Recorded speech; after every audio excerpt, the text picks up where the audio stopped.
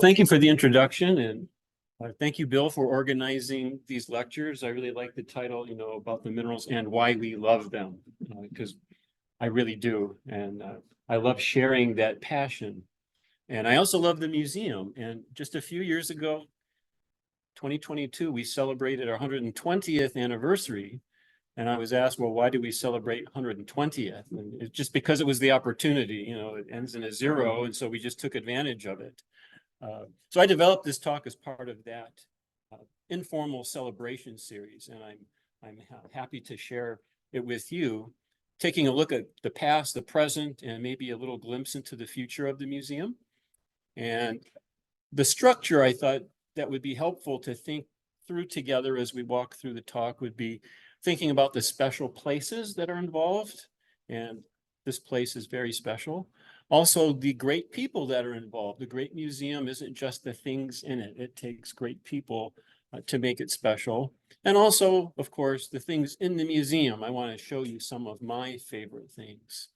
I have a lot of people to thank, like our past curators. Stan Dial was the first curator when I came to Michigan Tech, and then George Robinson and Chris Stefano. Ted Bornhorst was a director, really helped set the stage for museum success and helped me tremendously. I also want to acknowledge Jack and Phyllis Seaman. I'll talk more about them more toward the end of the talk. And there have been many, many museum friends and donors, past and present. It's a privilege to be part of that heritage. And my staff is just wonderful to work with as well. And some of the photos I'll show came from the Michigan Tech archives. I probably don't need to convince you that this is a special place, but I grew up in Ohio, in the Cleveland area, and went to a graduate school at Ohio State. So this is a picture of Orton Hall, just a marvelous place. Even the gargoyles on the tower are dinosaurs. It's an amazing place. In most of my career, finding other mineral collectors in academia has been rather challenging. But I did find another student who was interested in collecting minerals, and he came up here for a summer to go mineral collecting and to visit the museum. His name was Dave Van Brocklin. When he came back, he said to me, John, you have to go see the A.E. Seaman Mineral Museum. And he was describing the copper crystals and the collecting, and I had never heard of the place. And so I really did. I looked at a map and I said, okay, here's Columbus, Ohio, and way up there is Houghton.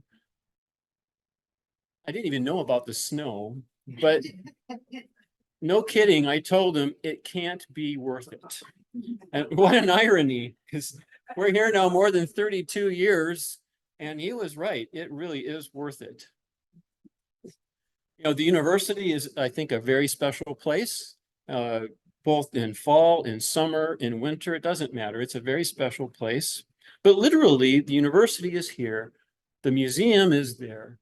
And we're here because of copper, the geology, the mineralization. It's amazing how that influences our lives and continues to do so. So really, the uniqueness of this special place comes back to the geology. So I'm not a geologist, little imposter syndrome honesty here. I'm a physicist and a wannabe mineralogist, but you can just look at the Upper Peninsula and the geological map and see this looks like a pretty interesting place. And indeed, along the spine of the Keweenaw, an amazing deposit of native copper like nowhere else in the world. And the story goes back to over 1 billion years ago. There's a wonderful video in the museum. In 3 minutes, you can capture the essences of that 1 billion year old history. But I'll leave that. You come to the museum and visit to hear the story. But this place is called Copper Country because of that world-unique copper deposit. And indeed, indigenous peoples have been gathering and mining native copper here perhaps as long as 8,000 years ago. And we have a display of some of the artifacts that have been found, from spear points to arrowheads, hooks, pre-worked copper, hammerheads. So we have a little bit of an acknowledgement of how far back that history goes with the people who worked the copper. There was significant European exploration, even some mining between the 1730s and 1840s. But ultimately then Henry Schoolcraft, under General Lewis Cass expedition, Schoolcraft became the geologist for the expedition. he toured the Upper Peninsula, and then eventually he brought Douglas Houghton up here in 1831 and 1832. Houghton, amazing person, first-state geologist, among many other things. People even hoped he'd become governor. But he wrote a report in 1841, and that's kind of considered a spark that led to the nation's first metal mining boom. And so then the more modern era of copper mining began. And indeed,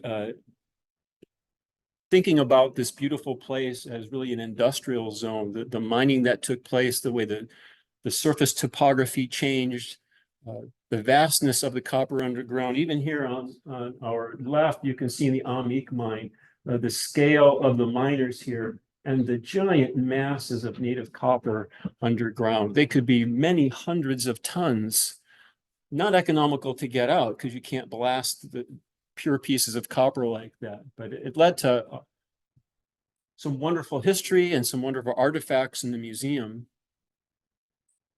And I still can hardly comprehend this. Over 12 billion pounds of copper were mined in approximately 150 years of the more modern mining era. And that leaves us with, amazingly, we have a tremendous historical legacy left here. So the museum and the university are in a context. And we have these wonderful mine shafts and mine hoists. So I don't need to convince you, but some folks may be watching on Zoom. And if you haven't been up here, you not only need to come to the Mineral Museum, you need to go to the Quincy Mine and the other mine tours to really grasp how wonderful the area is. You know, even to consider in 1991, a giant mass of copper was found in the bottom of Lake Superior, about 30 feet deep. And it took 10 years, but finally permits were in place to be able to haul it to the surface. Bob Barron was one of the leaders of that project, and that 19-foot long massive native copper from the lake is now on display at the museum grounds. So there's like copper everywhere. I'd like to go back and think about the era already, you know, with mining spurred on by Douglas Houghton's report in 1841, and mining starting to take place.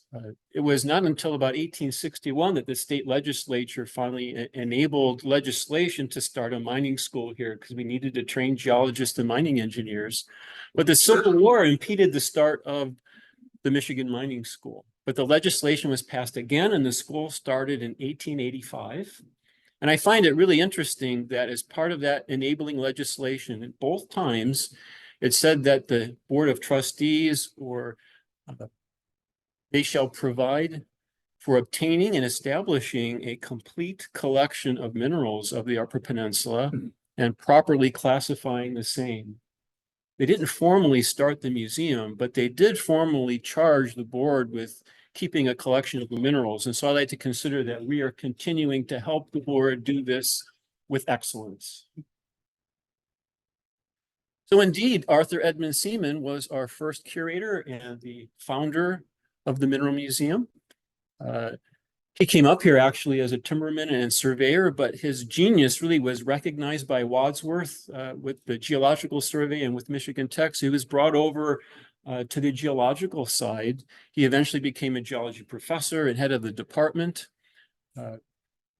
It's a little bit hard to pin down, but we recognize the start of the museum in about 1902 when he took some of the teaching collection and put them on display. And minerals were being bought from the very beginning. We have invoices that go way back into the like almost 1886, perhaps. They were buying minerals because they needed them to teach. And Seaman put together a display. And even before 1902, he was actually commissioned, I think by the Secretary of War, to bring a display of minerals to the Paris exhibition. And I don't know if Seaman went to Paris or not, but the minerals did go, and they won a silver medal, and they came back and went to other exhibitions as well. So we have a little display in the museum to recognize our founder, A.E. Seaman. And the museum was formally named in his honor in 1932. This is my favorite picture of him sitting by his desk, you know, surrounded by minerals, you know, this is my comfort place too, you know, reading about minerals in my favorite mineral magazine, surrounded by beautiful minerals, maybe playing some Mozart. The mineral Seamanite was named in his honor in 1930, and one of the co-authors was his son Willis.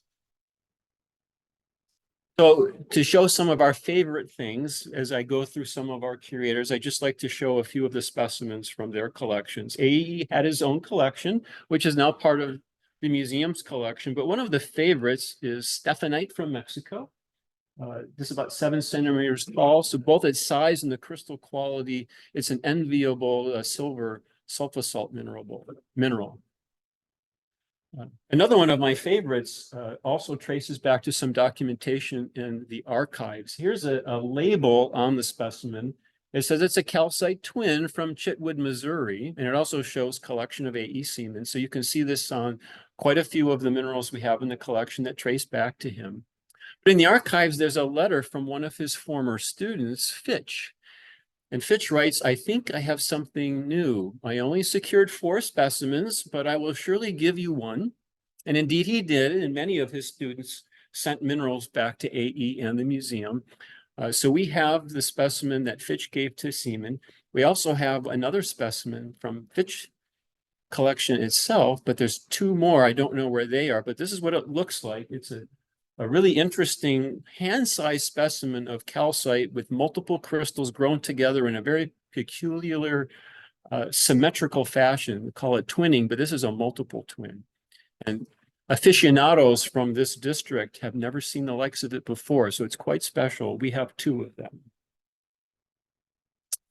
Well, the first home of the museum was in Hubbell Hall, which unfortunately no longer exists, but we have some pictures, and here's a picture of the exhibit that housed the so-called 1900 Paris International Exhibition. But we have all those specimens still. We can trace some of them. In fact, 2 of them are on display in the museum right at the entrance as you come in. So here's one of them, for example, a galena from Joplin, Missouri. There's also a very nice specimen of amethyst from Thunder Bay, Ontario, right there as you come in. So it's pretty awesome to consider those go back to even before the museum was formally founded in 1900. The museum's next home was in the administration building. I don't know if any of tech people might recognize this hall, but this building still stands. It's the academic office building. But it doesn't look like this. But I hope when they renovate, they'll make a little space for us to put a display in to remember the museum used to be there, occupying the whole floor. This is AE's office area and storage area. And we're not sure exactly. This may be in the basement of the academic. But again, I find this just charming. You know, you could just spend all day here, right?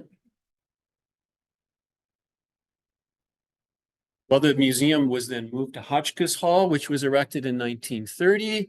And from then until now, the museum is continually used by mineralogy and geology students. So we have some old photos of the students studying the collection.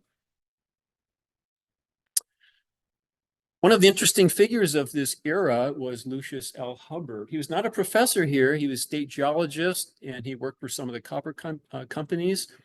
But interestingly, he was on the Michigan College of Mines Board of Control, and with some overlap even on the University of Michigan Regent Board. I don't know if there's a conflict of interest there or not, but interestingly, he had a collection, and half of it was donated to Michigan Tech and half of it to the University of Michigan. We kind of wonder, gee, what's down there at University of Michigan? Well, wonder no more. It's all up here now. We have it all together. So I'll talk about that momentarily. Here's one of my favorite specimens from Hubbard's personal collection, a galena pseudomorph, chemically altered into another lead mineral, pyromorphite, from Germany. And he indeed was educated at Harvard and also in Heidelberg and Bonn in Germany. So he brought to both institutions some of his collections from Europe, as well as copper country. One of his most famous specimens is the copper here on our right. It's more than hand-sized. It's got beautiful shaped twinned crystals, and it's from the Phoenix mine. Another one of his very famous specimens is a calcite group with copper inclusions. And this is quite big, 14 centimeters tall. And that largest cluster there has these two calcite crystals, kind of the shape of butterfly wings. And those are also twins. So this is one of my favorite specimens. You can't collect these anymore. And this is from the Quincy mine.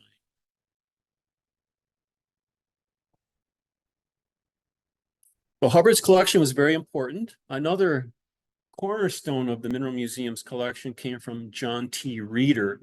In fact, his collection is so fine, many of the copper country aficionados refer to high quality specimens as Reeder quality specimens. So John Reeder here in this photograph, well, he was a chief clerk at the Tamarack mine. So he was able to buy specimens from the miners. The specimen on the right there is on display. It's huge, 50 centimeters tall, and you can't quite see it because of the scale, but you look up close and the crystallization is phenomenal. It's quite an exquisite specimen. But on a smaller scale where you can, let's look first, John Reeder in his comfort zone, like A.E. Seaman at his desk. But on the smaller scale, this is my favorite copper crystal from his collection. Remember, we're looking at people and places and my favorite things. So this copper is a few centimeters across, but it's just exquisite geometrical shape. And it's associated with quartz and epidote. Amazingly, the same year that John Reeder died in 1937, A.E. Seaman also passed away in Columbus, Ohio. Interesting that was in Columbus, and I was in Columbus when I first heard about the museum, but his daughter lived in Columbus. He was really beloved by the community, the Michigan Tech community, and his family. And in the archives, there's quite a lengthy tribute to him. And here's just a little piece of it where it says, "We pay tribute to his eminent public service, to his worth as a scientist, as a teacher, and as a man, and will long cherish his many noble qualities of mind and heart." So I thought that was quite a wonderful tribute. That's only a small piece of it. Well, A.E. Seaman's grandson, I've had the privilege of meeting several times. And in one of my interviews with him, he told a story of when he was a teenager talking with one of the heads of the school in Houghton. And he told Jack, "If you want to live a good life, live like A.E. Seaman." Well, Jack told me that story, and I had a recorder with me, but he told me this story while we were at lunch, and I didn't have the recorder going, unfortunately. But as he told this story, he kind of got choked up. And it was so moving because it really showed how much Jack loved his grandfather. Well, after A.E. passed away, then Carol Spiroff became the second curator. He was a very influential professor. Typically, when Michigan Tech alum visit and come to the museum, they ask about Spiroff and if I knew him, and I did not.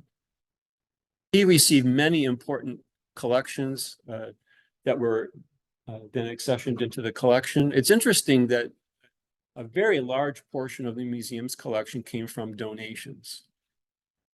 So here's just a token sample of a specimen from Spiroff's collection. It was not as large of a collection as A.E.'s. So here's some jasperite from Ishpeming, Michigan. Well, Willis Seaman, A.E. Seaman's son, became the third curator. And here it's only for a short period of time while Willis was away. And Willis was a meticulous geologist, documenting all of his samples in detail. So you could just read all of the collection cards and see exactly where they came from. So it forms a foundation of a very good reference collection, because a lot of these localities now are completely inaccessible or just space. There's nothing there. Spiroff became the next curator, though, actually, after Willis went to Mexico. Spiroffite was named in his honor, and interestingly, by a Michigan Tech alum, Joe Mandarino. Joe Mandarino was a very prominent mineralogist, and he named Spiroffite in 1962.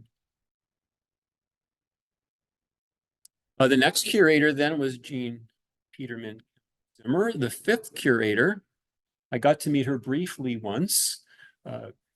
So influential for the AE Seaman Mineral Museum. She worked for Spiroff. She helped pack the reader collection while she was a student.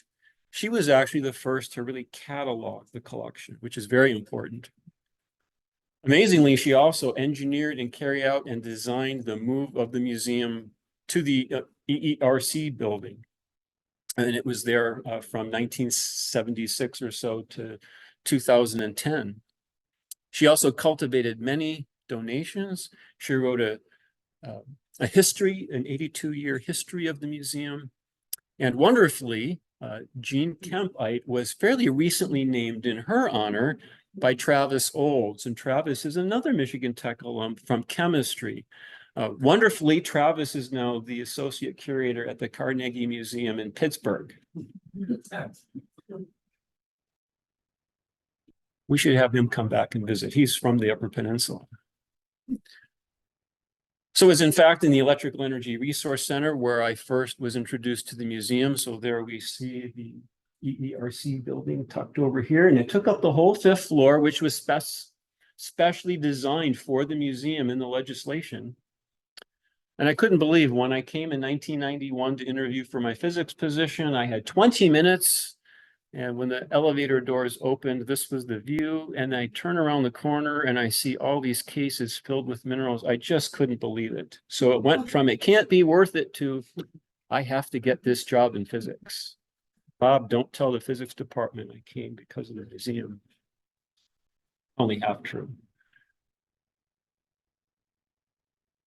So it was during Jean Kemp's era that a relationship got cultivated with Donald C. Gabriel. And so there's Gabriel up in the corner. He was an executive with the Ford Motor Company. We received his whole collection in an endowment. I recently learned a story about him, which I thought was really interesting. He had to leave college because it was during the Depression, and he had to work to support his family.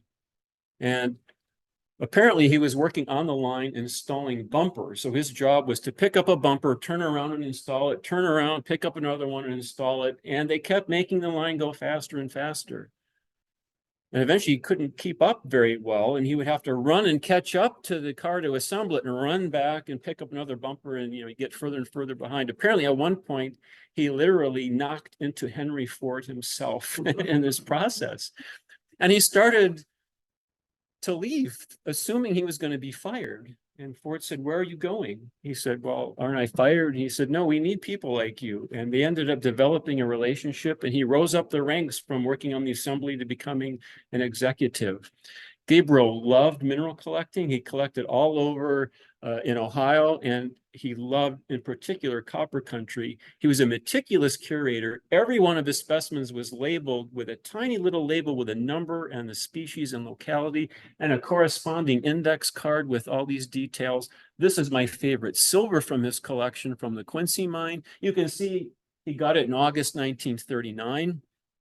If he recorded it often, will show where he got it from. This came from the Ashton collection in Calumet.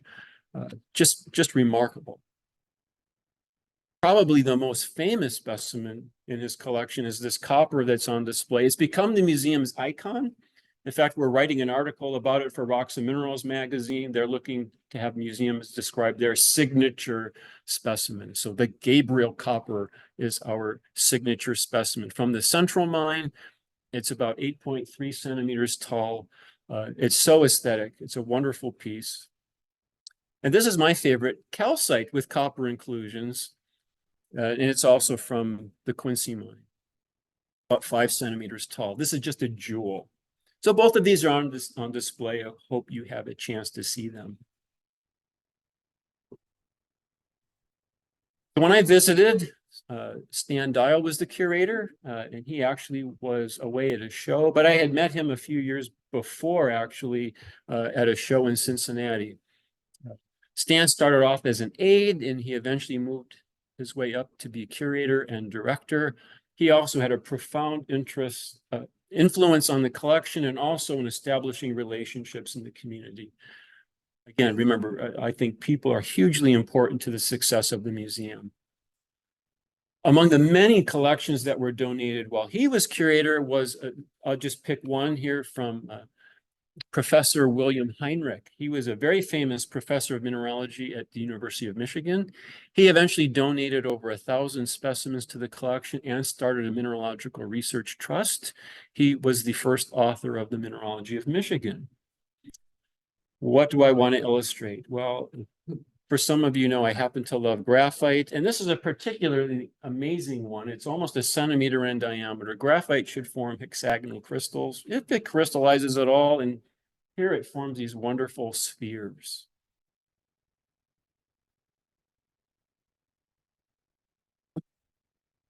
Also, during Stan's tenure as curator, the museum was recognized by a formal Michigan House concurrent resolution in 1990 as the Mineralogical Museum of Michigan.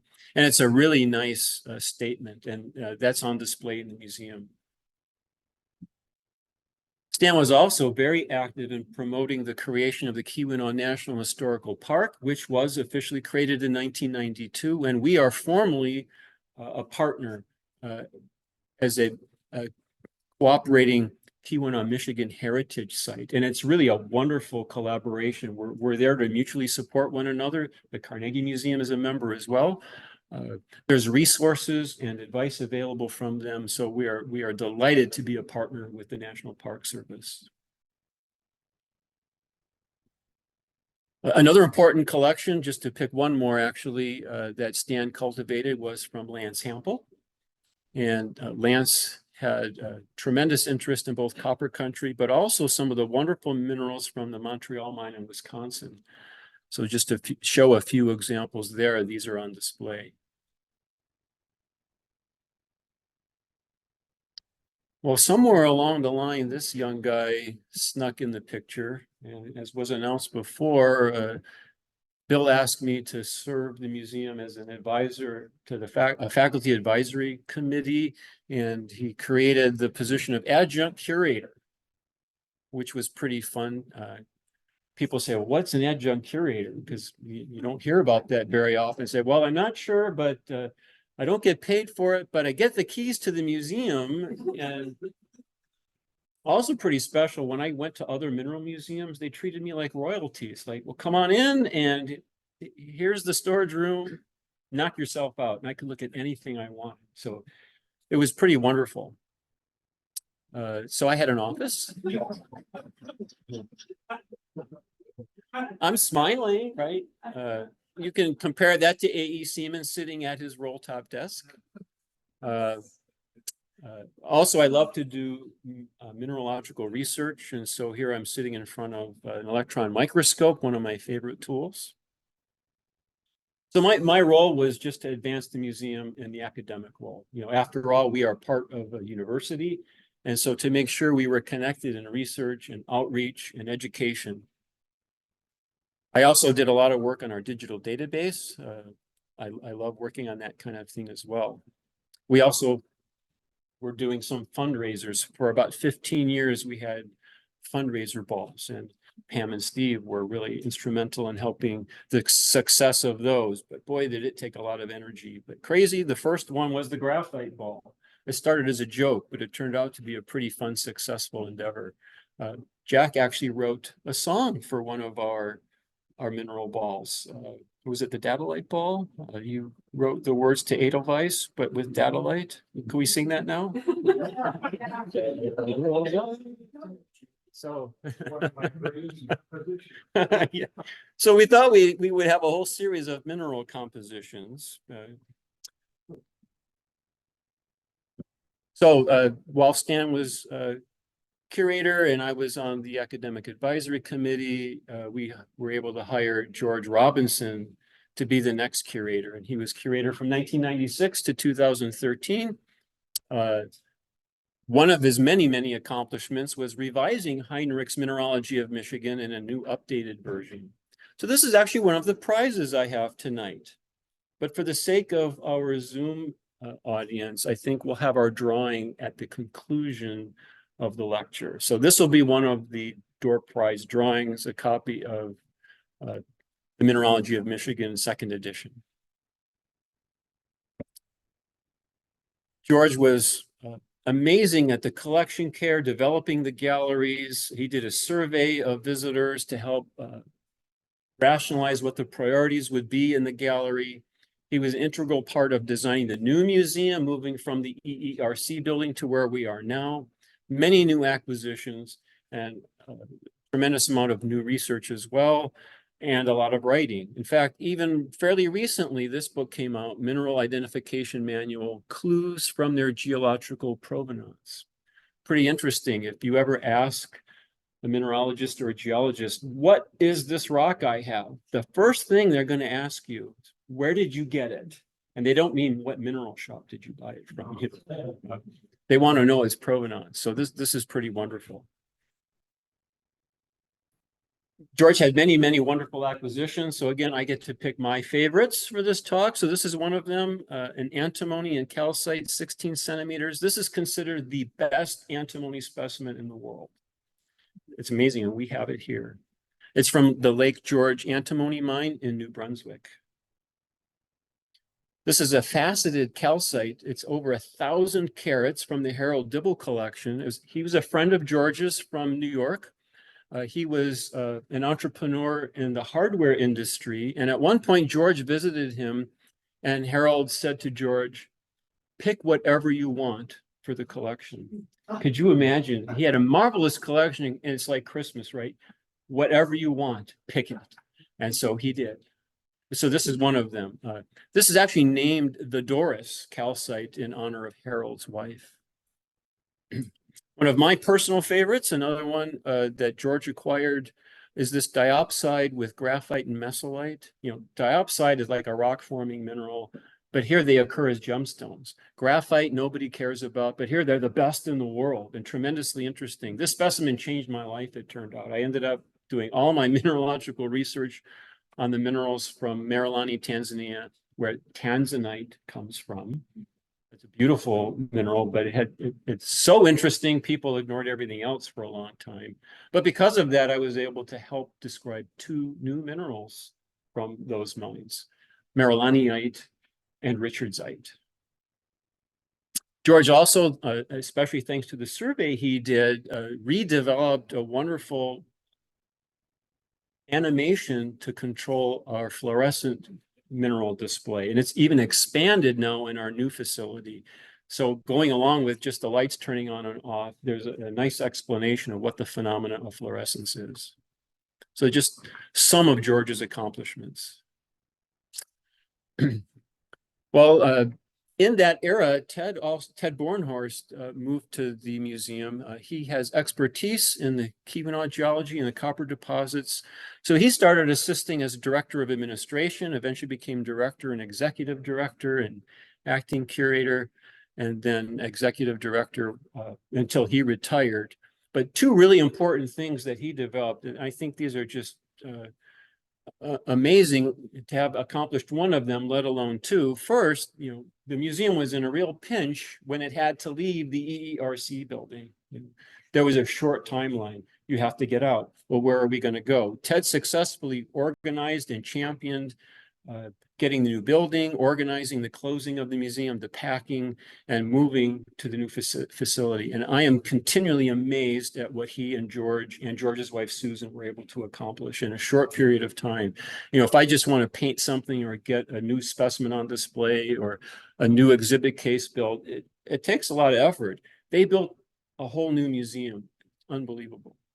The second thing that I think is just amazing, and nobody else has done this I know of anywhere, is he was able to form a formal alliance called the Michigan Mineral Alliance to bring together the whole University of Michigan mineral collection and bring it to Michigan Tech so we have co-ownership of it. So we can properly take care of it, and we'll display it and curate it. Many university collections have fallen by the wayside. So this really helps us preserve a very important collection. So kudos for those accomplishments. This just gives you a hint of what it took to pack up that museum on the 5th floor of the EERC building, fill 10 semi-trailer loads full of furniture and minerals, safely stored away while the new building is being built, and then bring them back and unload them and put them in their place. amazing. And I think in that whole process, nothing was broken. And there were challenges along the way. You know, you're building your building, the walls are going up, footers are being dug, and you discover, oh, we built this on a mine shaft. So they had a little bit of tidying up to do there from the MABS veins. Apparently they were known, but somehow overlooked. But they had that taken care of. And there are still evidences of it in the woods. You can see some of the other veins across Sharon Avenue fenced off. And we have a little peephole in front of the museum. So if students or facilities want to drop a camera down in, they can take a little peep what's going on underground there for the water levels. But here's the new facility. It's a fabulous purpose-built place, tremendously versatile, tremendously functional, completely accessible, no elevators, no hindrances. People are welcome to come and park right in front. So I think it's just magnificent. A little bit of the layout there. So here on the right, you can see our highlight case with Douglas Houghton watching over things. I like that picture. Under the watchful eye of Douglas Houghton and his dog. Is that Mimi? The dog's name.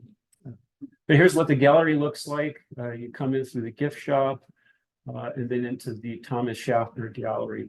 And it's arranged with different themes.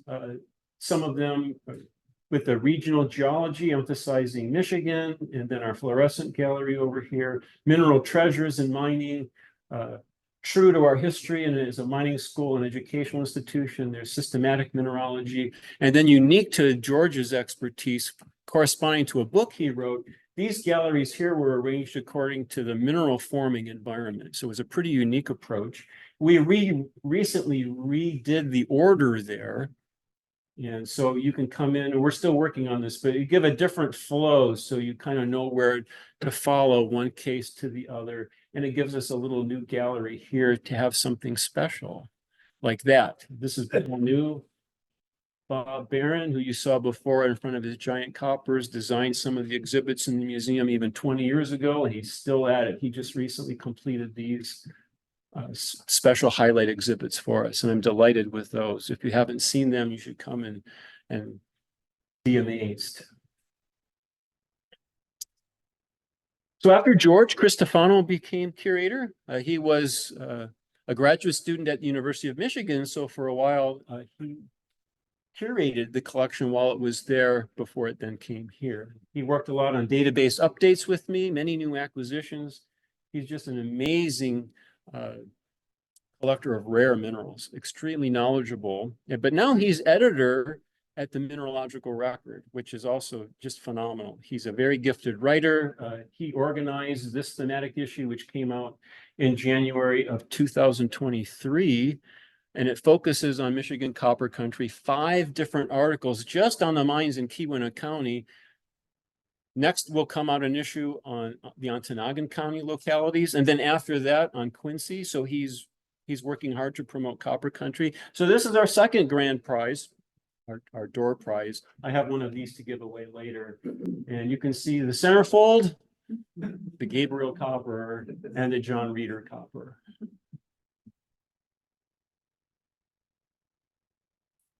So just to highlight, the Michigan Mineral Alliance came in 2015. So we have 2 cases devoted to their collection.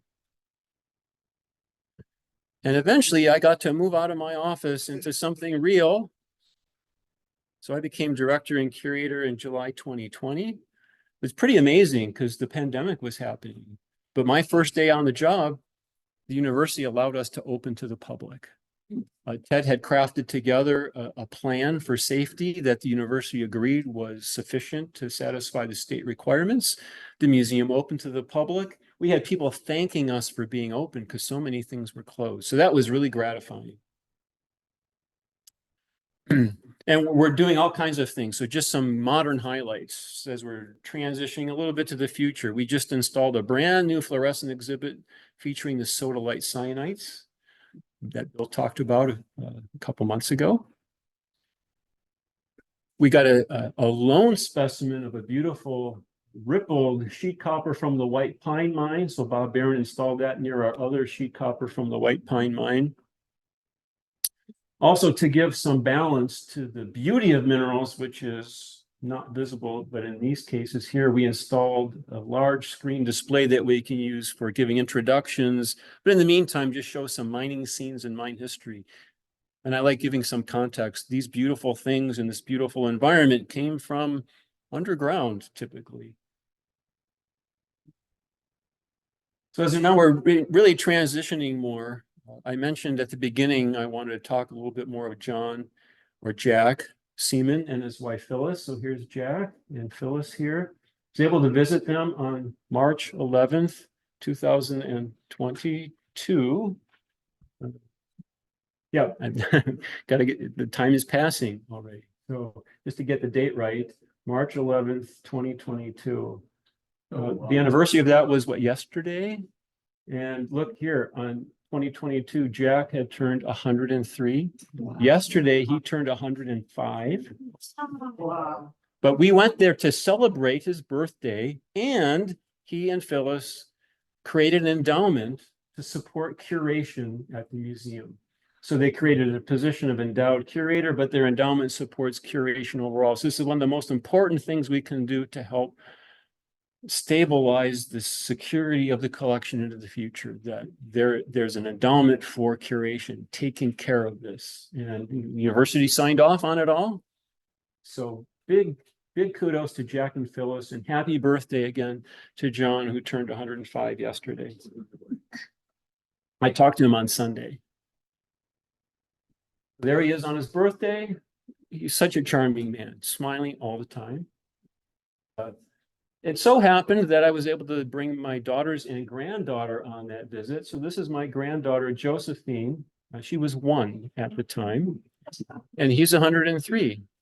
So the curator's grandson, first curator's grandson, meets the current curator's granddaughter. They're 102 years apart. It chokes me up thinking about it. She reached out her hand to shake hands with him. Just marvelous moment. Interestingly, this is her mom. I think this is back in like 1992 or so. Well, maybe not that early, but this is in the 1990s, a picture I took of my kids in front of the copper sheet in the museum. So this is looking to the future. We are really trying to invest in the next generation. We're giving tours to school kids, trying to develop some hands-on experiences here. Here we are holding a string with a tourmaline crystal in liquid nitrogen, and it's magical what happens. We're working with teachers to try and develop some curricula, so when the kids come to the museum, they have a meaningful experience they can follow up with in the classroom later. Let them look through microscopes. They love microminerals. So this is what we're looking to in the future, getting kids connected, hands-on. Museums about real things, not virtual, not your phone. If you'll permit me, though, one last thing. As an active museum, we're actively trying to grow the collection. And one of the most marvelous pairs of specimens from Copper Country to become available are these 2 giant specimens from the Quincy mine. And we're trying to raise funds for them. We're 64% of the way there. We're going to make it, but if you'd like to help, please let me know. And there's a QR code. So I think the future is very bright. We have the endowment to support curation. We're actively growing the collection. We're reaching out to the next generation. We're doing lots of outreach. We're giving talks. We're developing new displays. It's a very exciting place to be. So after over 120 years, I hope AE Seaman is proud.